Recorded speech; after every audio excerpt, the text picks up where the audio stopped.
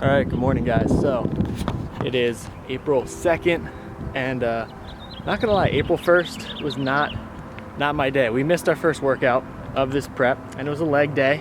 So let the small leg jokes commence. But in these first couple of weeks, it's hard. It's hard because you're so far removed from the competition. You're not really seeing any shape forming on you yet that it's hard to stay committed, especially to the diet.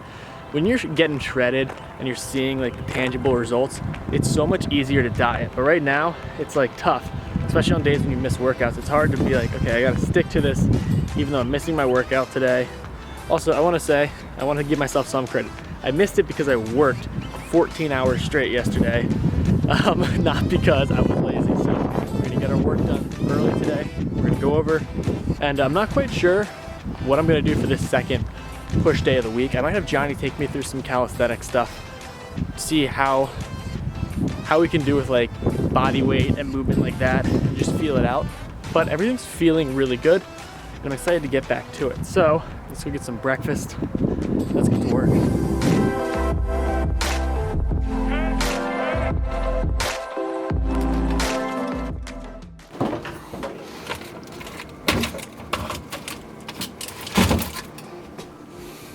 It is lunchtime, meal 2. These meals have been lifesavers. As always, link in bio down below.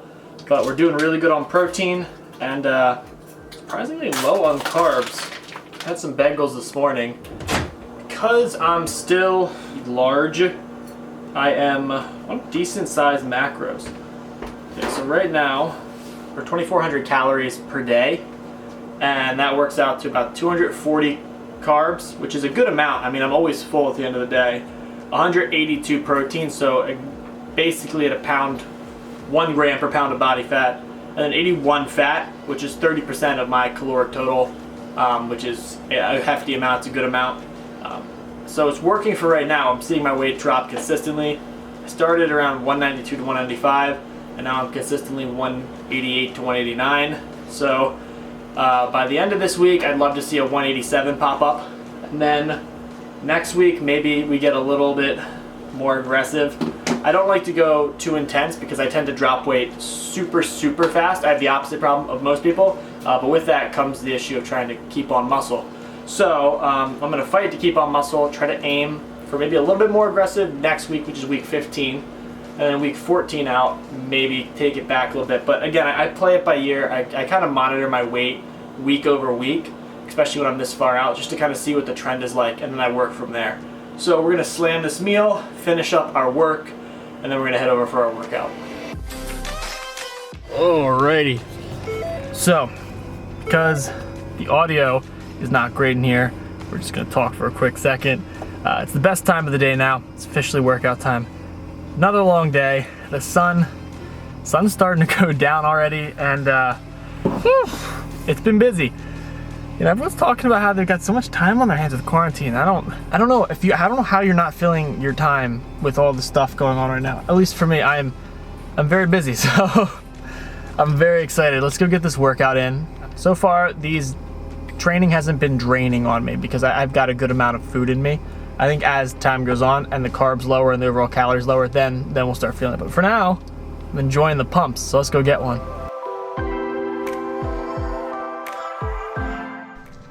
Ready to bench press? Into the dungeon.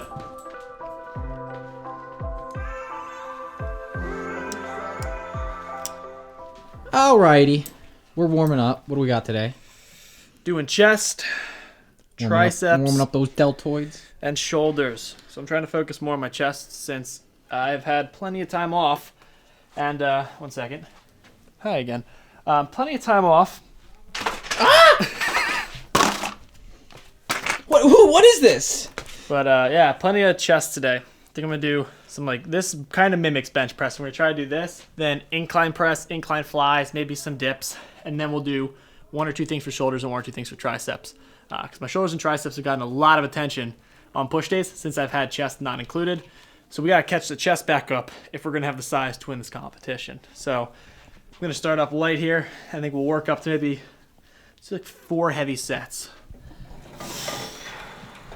I find with this thing that the tension is a bit wonky because of the cables. Yeah, it definitely is like not even at all, which makes it tough because it's kind of what I'm going for is like nice even tension on my pecs. At least right now as I get used to using them again.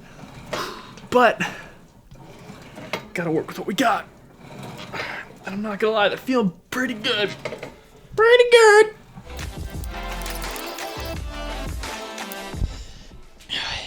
Now we're in quarantine, so we don't have access to a lot of heavy weight.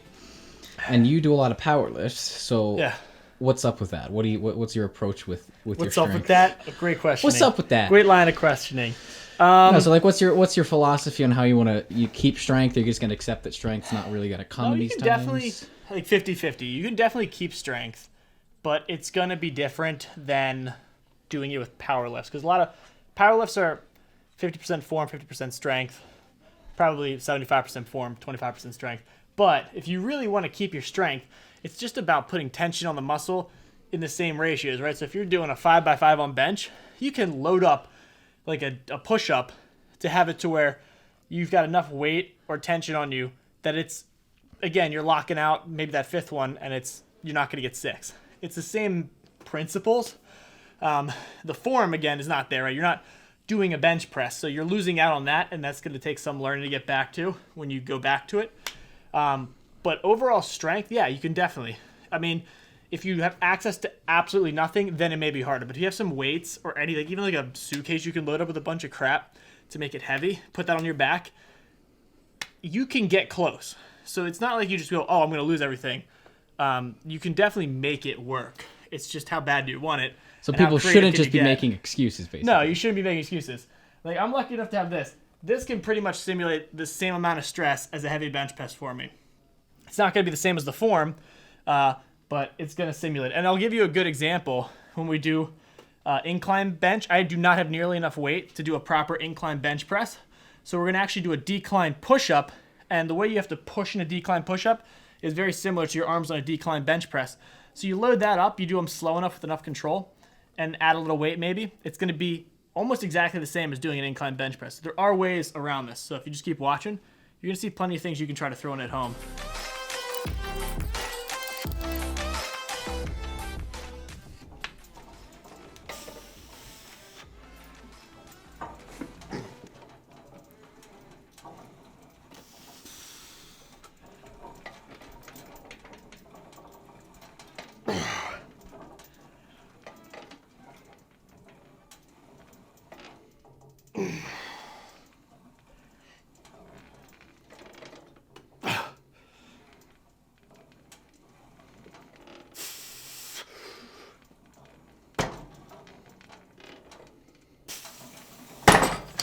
That's how you take a set basically to failure. Jeez, so much tighter in this pack now.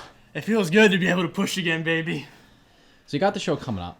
How is your training gonna change as you come closer to the show? Are you gonna do anything different in terms of sets, reps, in terms of exercises?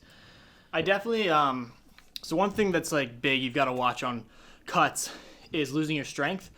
Obviously, you're going to lose some over time, but we want to try to train as normally, meaning like as heavy as possible for as long as possible. Obviously, in those last like 4 weeks, it's going to be tough because you're going to risk injury by doing heavy compound movements. So I'm still going to train to failure, but it's going to be a lot more machines, a lot safer apparatuses. So I'll stick to mainly machines and cables and do some maybe as like one starting free weight exercise. But other than that, I try to keep my training the same. The only thing that I take out, and everybody does this, is you don't do a leg day too close to the show. So I'll probably have a last leg day like a week out from the show. It depends on how it lines up, but I'll have to look it up again, make sure I'm doing it right. But it's about a week out. And that's because if you do any closer than that, you're going to lose definition in your legs. It doesn't really matter for me as a physique competitor, but still, we want to do this right. Yeah, because physique competitors have giant board shirts on, so they don't have to worry. Which is funny because my quads are my strong suit, so maybe I'm in the wrong category. But. All right, hold on, wait. This is experiment time. We're seeing if Will can L-sit. This is hard. If you haven't tried these before, L-sits are ridiculously difficult. I'm not flexible enough. Yeah, it's like a hamstring thing. It looks so aesthetic when the guys are just like straight legged with it. Here, wait, let me see. Pointing my toes. Let me see if I can. All right. I just want to see if I can get the leg straight. Oh, that was like a second. What do we got up next? We're doing some flies with our We were lucky to have dumbbells. makeshift dumbbells. Yeah, Yeah, we were we're lucky. very lucky. They're I not the don't know- best, but I mean, weight's weight. Oh wait, we're not doing flies next. You did, I'm doing decline push-ups next. I forgot.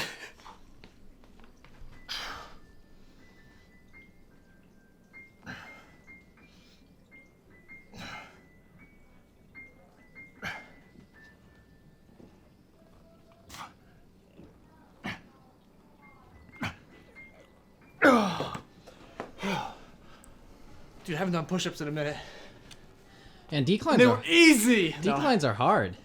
Yeah, I'm trying 'Cause to it- I'm trying to focus like my muscle connection to my upper pecs too. Oh, because it's such a stretch too. Like at the bottom Yeah. when you're going, because you're on obviously decline, so you're Yeah, going so I'm deeper trying to than go here. you're going deeper than a normal push-up. But I'm thinking of like sinking my elbows low and press. I almost want to move my hands out a little bit and try to get more of like a pike press almost, and get really deep into that upper pec. Let the body weight champ show you how it's done. This is a hard vlog camera. Oh my gosh, it's so heavy. You guys don't realize it, but it's like a what? I think If it's like I could turn the 7 pound camera I think it's like a on 7 itself. pound camera. When I Dude. hold it, I'm getting bicep work. Yo, we should just stack this on top of whatever like we're literally, lifting. whenever I'm holding it like this, I'm like getting a bicep pump out of it. All right. Wait a sec. But before you go, I'm gonna find a mirror so you can see what I'm talking about. Look at this thing.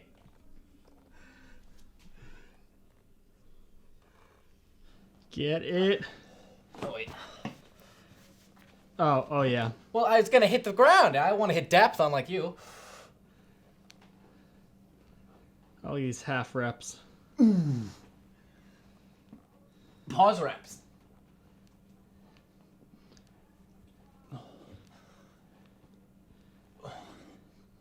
I actually need to do something. I need to do something harder. This is I can go for too long. Okay. I, Alright, I'm gonna do this almost like a pike press now.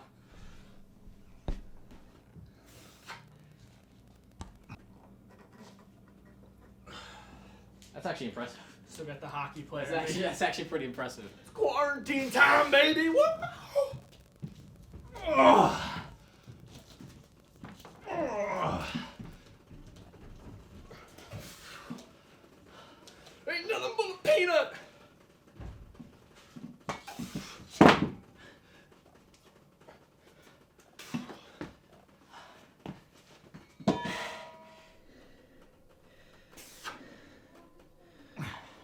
Now, see, he's actually doing these all right, but what I've heard and seen from other people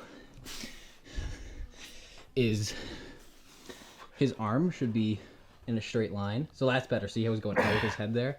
I think that's a little bit better for him from what I've heard. It makes it a lot harder, but it's a lot more. You got a lot more upper chest in it. Yeah, that worked. Yeah, that's what I mean. Right in that upper pectoralis. Yeah, and you get a nice little shoulder warm up there. Yeah. It'll really I challenge kind of us. put my head through, so instead of going head down, I was literally brought commenting my that. head up to push the upper pecs into it a little bit, and it worked. I definitely got. I'm like falling apart right now. I got most of it in my upper pec. Yeah, that's what I was Just talking about. a little exactly. bit in my shoulder. I was literally saying that as you were doing it. Like Ugh. you started out doing it, so it was very like shoulder dominant, and Yeah. then you started moving your head forward. Dude, you should which do gets that more for your upper if your pec. shoulder's popping. You should. That's what I do. Yeah, that's what I was doing. Oh, good for you then. Congrats. Let's get some real talent in here.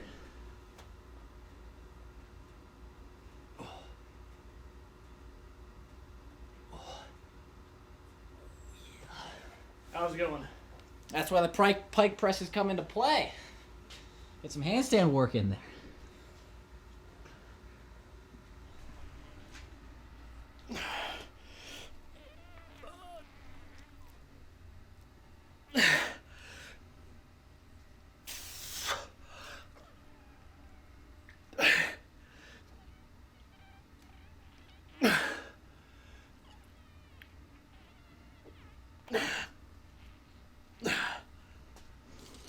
That's how you work hard. You take it past failure, get some partials in there. Yeah. Kind of. I have my finger like right on the little. I can notch. see, yeah, helping yourself out there. It feels really good. I still just am like not all the fibers. No matter like how hard I'm trying to mentally like make them all fire. There's like ones here that like are not. Like this is me flexing it, and it's still like right here not flexing right there. All right, I got it. It's weird, yes. Like the mind muscle connection is not 100% in this pec like it is in this one. So that's probably, I'm gonna have to do like a lot of unilateral work to help fix that and like give this some extra love, bring him back up to speed. Yeah, that's what you were doing. That is what I was doing. You were correct, cameraman. Wow. Just trying to find the balance.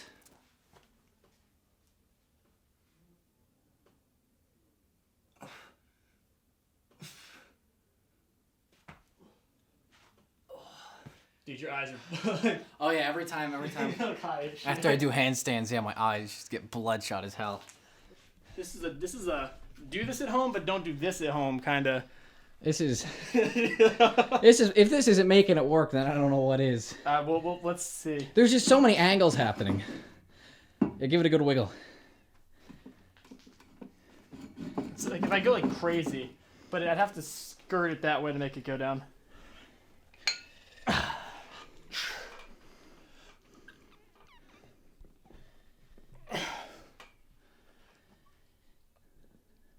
These are so light.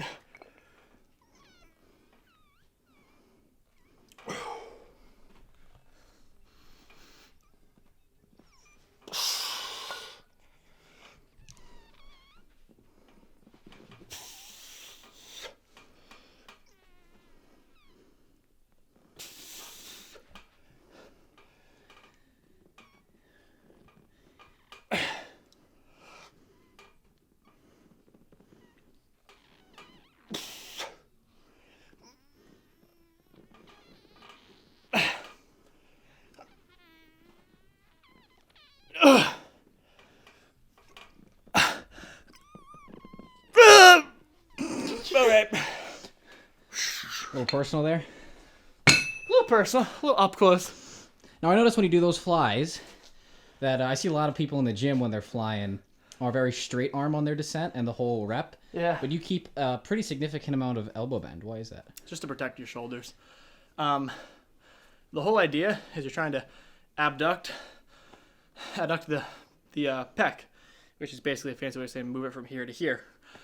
Your pec inserts at your shoulder here, not at your elbow.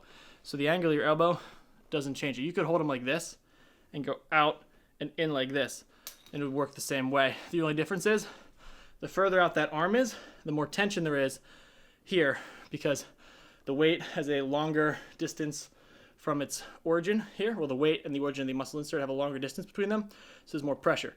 And this is like all physics and stuff like that. You don't need to worry about. All you need to know is if you go straight like this with heavier weights, you're just risking popping your shoulder, tearing something in your labrum, your rotator cuff, or your pec even. By coming out like this, it protects my chest. So I start with like a good like almost 45-degree bend, and I will come out as far as it feels comfortable. And then if I want to get more of a stretch, I'll just bend my elbows in deep, then give it a little press, and then fly it the rest of the way. Has always worked for me. I have tried it the other way before, and I get pain in this shoulder, so it's just not worth it. And if you are comfortable doing it that way, and you want to keep doing it, go ahead. But if you ever feel shoulder pain and you avoid flies, try it this way. Very similar result, and very similar movement pattern, just a little tweak. It might work for you. It works for me. But yeah, that's why. Now cut that into 30 seconds. Have you ever tried pseudo push-ups? What the heck is a pseudo push-up? Well. Or is it like a category? I know it's a specific exercise. If you guys are doing at-home stuff and you're like, push-ups are too easy, this is one of the ways to make it infinitely harder. Quit your bullshit. So normal push-ups you perform from here with your hands, sort of, over your chest. That would be under your chest, but whatever. Thanks. Pseudo push-ups. If your wrists aren't flexible enough, you can kind of tilt your hands out, but I think mine are decent, so I'll do like there. You sort of scooch them back, and this pushes more body weight on it, because the push-up isn't entirely body weight. It's only a portion of body weight, so the closer you put your hands to your center of gravity, your waist, the more body weight you take on. So you can just start progressively getting better at these by moving them back and back and back, and then, over the course of 2 months, you'll start doing like really good at it. So it's almost like a planche by the end, right? Basically, so it's a progression for planche. I can't even go that far, so we'll see. Oh. Well, that is a...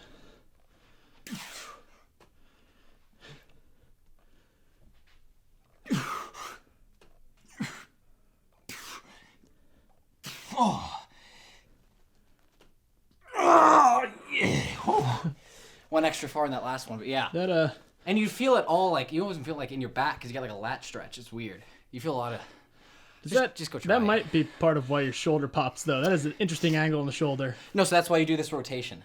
Oh, okay. So, and even if you have it like this, it's just a little stretch on it. I see guys do all types of crazy stuff, and maybe they just have good shoulders, and that's, they practice for that. But I see all types of crazy stuff, and their shoulder are healthy. I haven't shaved. Don't go close up. Oh boy. Look at the dimples. the hell's going on over here, buddy? This guy has to come into a spot where he can do it in front of a mirror. Look at this dude. We'll leave him be.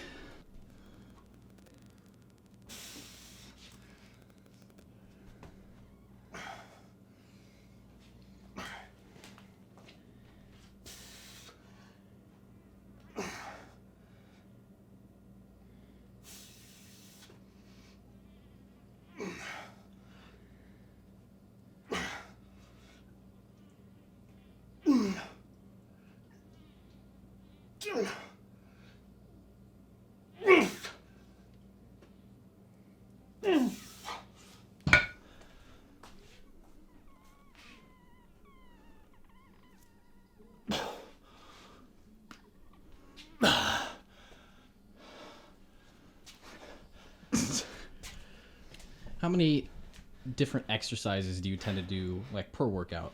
Per workout and per body part? And does it depend on the body part? Definitely depends on the body part.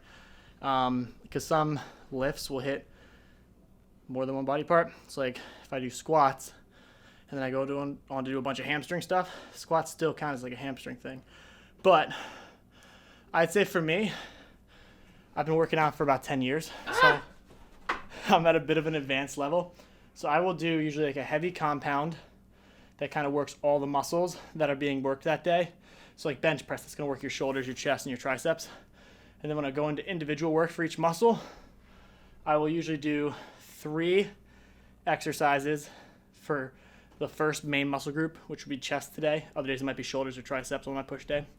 And then I'll do 2 exercises for each of the following. But usually I'll work in supersets, drop sets, compound sets, even giant sets. And at the end of the workout, I might even circle back and do kind of like a little metabolic circuit or giant set to hit all the muscles again. So I might come back and do a 4th thing for chest that incorporates shoulders and triceps, like a big push-up circuit or something. Don't know if I'll do that today, but I'd say on average it's about 3 things per body part, 4 things for the main body part, and I try not to stack more than 3 body parts into one workout. If you do more than that, then it would change up because you're doing a different split. When you're doing about 3 body parts per workout, it's usually like a push-pull legs, 6 days a week split. If you start throwing more than that, you're going to get into like a, what am I saying? You're going to get into like an upper body, lower body split. And that's more of like a 4-day-a-week split where you do upper, lower, rest, upper, lower, rest, rest. And if you do your whole body at once, then you'd be doing like 3 days a week. And you're doing a push-pull legs right now. Yeah, so that's what I'm doing right now. And you intend to do that throughout the whole meet prep and everything? Yeah, just because it's the most optimal. I mean, at this point in the game, for me, that's where I get the most results. Again, once you've been in the gym for like 6 years plus, you got to switch it up. So doing the old workouts where I would do like full body and stuff, it wasn't working anymore. I wasn't getting gross. So I had to really focus on things. And especially for a competition, I want to be able to put the right amount of effort into each individual body part and then focus like on specifically where my weak points are. So having more exercises, being able to be allotted to them, allows me to kind of focus on them more. But conversely, you're going to spend more time in the gym. So luckily, I've got a gym here and I'm quarantined, so I've got plenty of time. So I can, I got plenty of time where I can do 2 a days. But for right now, push-pull legs is the way we're going. And three exercises per body part. Cool! So we're doing heavy laterals, which is going to kind of overload the delt, so it might not be the best form, but that's on purpose. We're trying to use a little momentum, overload the side delt, and then we're going to do banded, very strict side laterals. That's for the form, to get the max tension or the max contraction out of the side delt and get as much blood in there as possible. So we're mixing both of them in a superset, overloaded on strength and contractile power, and then overload it on time under tension and blood flow.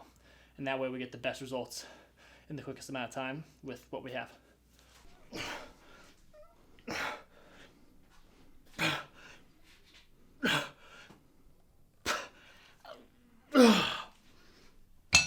All right, so you'll notice during that last couple of reps there, they didn't come all the way up. That's fine. I'm not worried about coming up here. I don't want to shrug. I don't want to use any other muscle aside from my lateral delt. Your lateral delt inserts right up here in your shoulder bone, right? So anything that brings the elbow, humerus bone right here, up past that is not going to be the contractile power of the lateral delt. It's either going to be momentum or it's going to be your traps helping to shift your arm, your humerus bone, up and overhead. So we want to work the side delt. Don't worry about the range of motion at the end. Worry about contracting it as hard as you can. If it's not coming all the way up, that's fine. It's because it's out of gas, but we keep contracting it, keep pumping more blood into the muscle. It's a way to take it beyond failure. And it's much better to do it with bands than dumbbells. You can do it with dumbbells, but with doing it with bands, the constant tension in the band's even better. A lot of times guys will just kind of use momentum to move the dumbbells at the end. With the band, you can't escape it. If the band is constantly tensed and you're moving it, then all that tension goes right into here, and that's where the growth goes. So after I gassed them completely, the last little thing I did there was like doing a clean, like a powerlifting clean. What I was doing was I was kind of loading up in my lower body, and I was extending through my knees and my hips and squeezing my glutes to give me a lot of power in my torso to help kind of fight the band up with momentum. And I was controlling it on the way down as much as possible. Yeah, because bands, the tension is it's at the top. At the top, so. So if you have dumbbells or a partner with this, you can have the partner help you lift it to the top and control it down. Oh my gosh, I'm dying. But my partner is on the camera. So instead we just used our own momentum. It's kind of like cheat curls for side laterals. Which you'll notice I didn't do it until the very, very end. And I did it with a safe weight, a resistance band, actually, a safe resistance band. I'm out of breath. Okay. I gotta do cardio, man. I gotta get back into cardio. I have been running. I just need to do more of it. Last thing now is triceps. And you might ask why no rear delts. I work those in on back day because we've got 3 muscles we're working already, and I like to hit rear delts like they're their own muscle. So when I do back and biceps tomorrow, I will hit like 3 different exercises for them. We'll probably 1 main and then 1 superset. But yeah, if you want a rounded delt, you cannot neglect the rear delt. That's like the main meat of it. So you'll look funny if you just have the big front delt and a tiny side lateral delt and tiny rear.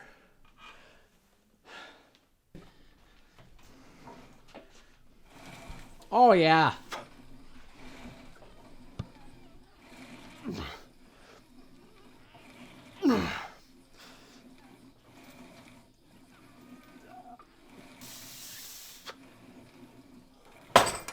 All right, that's it for the day.